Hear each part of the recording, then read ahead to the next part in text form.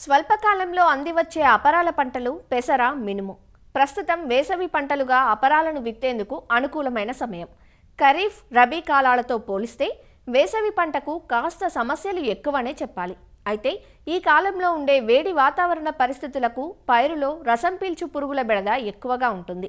అందుకు తగ్గట్లుగా ప్రాంతాలకు అనుగుణంగా రకాలను ఎంపిక చేసుకోవటం, యాజమాన్యంలో సమగ్ర పద్ధతులను ఆచరణలో పెట్టడం ద్వారా అధిక దిగుబడులు పొందే అవకాశం ఉంటుంది. వేసవి అపరాల సాగులోని మెలకువలను తెలియజేస్తున్నారు ప్రొఫెసర్ జయశంకర్, తెలంగాణ రాష్ట్ర వ్యవసాయ విశ్వవిద్యాలయం, వరంగల్ ప్రాంతీయ వ్యవసాయ పరిశోధనా కేంద్రం శాస్త్రవేత్త డాక్టర్ సంధ్యా కిషోర్. జనవరి మాసంలో సాగే అపరాల పంటల గురించి ఆలోచించినట్లయితే పెసర, మినుము అనేవి స్వల్పకాలిక అపరాల పంటలు, చాలా ముఖ్యమైన వేసవి అపరాల పంటలుగా చెప్పుకోవచ్చు. వేసవిలో స్వల్పకాలిక అపరాల పంటలు సాగు చేసుకోవడం ద్వారా భూసారాన్ని పెంచుకొని తర్వాతి పంటలో దిగుబడులు పెంచుకోవచ్చు. అలాగే అధిక దిగుబడుల ద్వారా అధిక ఆదాయాన్ని కూడా పొందవచ్చు.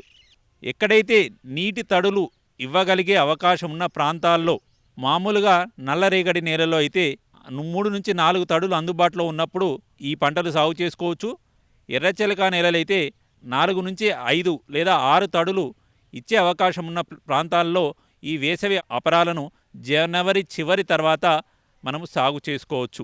పెసర, మినుము పంటను జనవరి చివరి వారం నుంచి మార్చి 15 వరకు విత్తుకోవచ్చు. అన్ని సారవంతమైన నేలలు కూడా పెసర, మినుము సాగు చేయడానికి అత్యంత అనుకూలము. చౌడు నేలలు అపరాల పంటలు సాగు చేయడానికి అనుకూలమైనవి కావు. చివరి దుక్కిలో మనము 2 టన్నుల బాగా మాగిన పశువుల ఎరువును వేసుకొని, అలాగే చివరి దుక్కిలో 17 కిలోల యూరియా, 125 కిలోల సింగిల్ సూపర్ ఫాస్ఫేట్ను వేసుకోవడం ద్వారా ఎరువులను అందించుకోవచ్చు. సరైన రకాల ఎంపిక కూడా చాలా ముఖ్యమైన అంశము. వేసవిలో మనకు ఉష్ణోగ్రతల్లో తేడా ఉండడం వలన రసం పీల్చే పురుగులు ఎక్కువగా ఉంటాయి. ముఖ్యంగా తెల్లదోమ ఉధృతి ఎక్కువగా ఉండడం ద్వారా పల్లాకు తెగులు ఆశించే అవకాశం ఉంది. కాబట్టి దిగుబడులు గణనీయంగా తగ్గిపోతాయి. కాబట్టి పల్లాకు తెగులను తట్టుకునే రకాలను ఎంపిక అన్నది చాలా ముఖ్యమైన అంశము. పెసరలో మనకు పల్లాకు తెగుల్ని తట్టుకునే రకాలు చూసినట్లయితే WGG 42 యాదాద్రి అనే రకము, WGG 37 ఏకశిల అనే రకము, MGG 351 శ్రీరామ్ అనే రకము, MGG 385 అనే రకాలను ఎంచుకోవచ్చు. వీటితో పాటు IPM 2-14 అనే రకం కూడా అందుబాటులో ఉంటే ఈ రకాన్ని కూడా ఎంచుకోవచ్చు. మినుములో చూసుకున్నట్లయితే PU 31, MBG 1070 అనే రకాలు పల్లాకు తెగులను తట్టుకొని సాదా రకాలు. మెరిసే గింజ రకాలు చూసుకున్నట్లయితే LBG 787, TBG 104, GBG 1 వంటి రకాలను మినుములో కూడా ఎంచుకోవచ్చు. ఈ రకాలను ఎంపిక చేసుకున్నప్పుడు పెసరులో అయితే 4 నుంచి 5 క్వింటాల ఎకరానికి దిగుబడి సాధ్యపడుతుంది. మినుములో అయితే ఎకరానికి 5 నుంచి 6 క్వింటాల సగటు దిగుబడి పొందవచ్చు. ఈ ఎంచుకున్న రకాలను ధృవీకరించబడిన సంస్థ నుంచి మాత్రమే సేకరించుకోవాలి. విత్తన శుద్ధి తప్పనిసరిగా చేసుకోవాలి.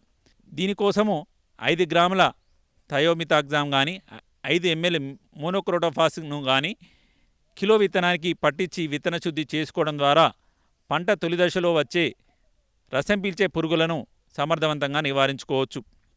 అలాగే మొక్కకు 10 సెంటీమీటర్ల ఎడంతో వరుసకు 22.5 సెంటీమీటర్లు, అంటే ఒక అడుగు కంటే తక్కువ ఎడంతోని మనము విత్తుకోవాలి.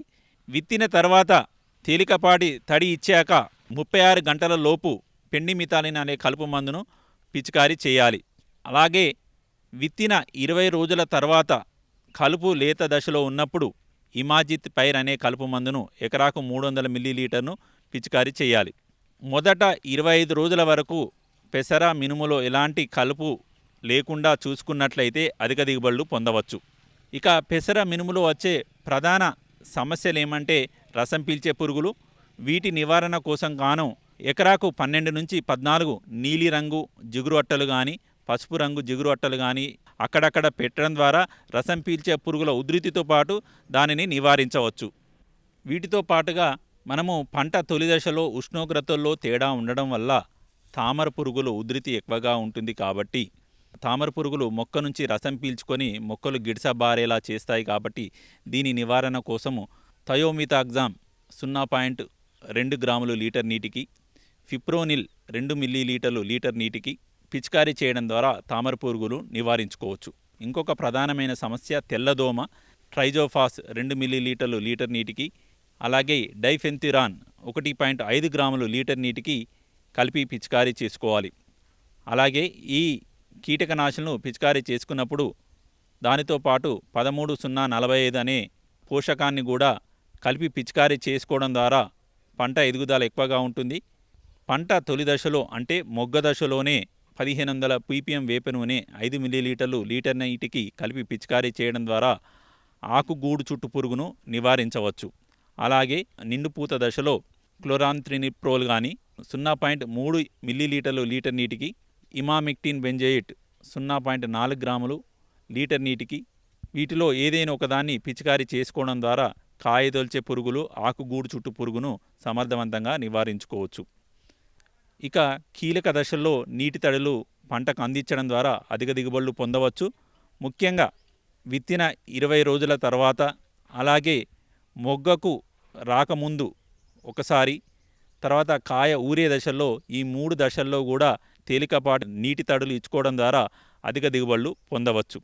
ఒకవేళ నిండుపూత దశలో పంట బెట్టకు గురి అయినట్లయితే 13-0-45 అనే పోషక ద్రావణాన్ని 10 గ్రాములు లీటర్ నీటికి కలిపి పైపాటుగా పిచికారీ చేసుకోవాలి. ఈ ద్రావణాన్ని 10 రోజుల వ్యవధిలో 2 సార్లు పిచికారీ చేసుకోవడం ద్వారా బెట్ట పరిస్థితులను అధిగమించడంతో పాటు అధిక దిగుబడులు పొందవచ్చు.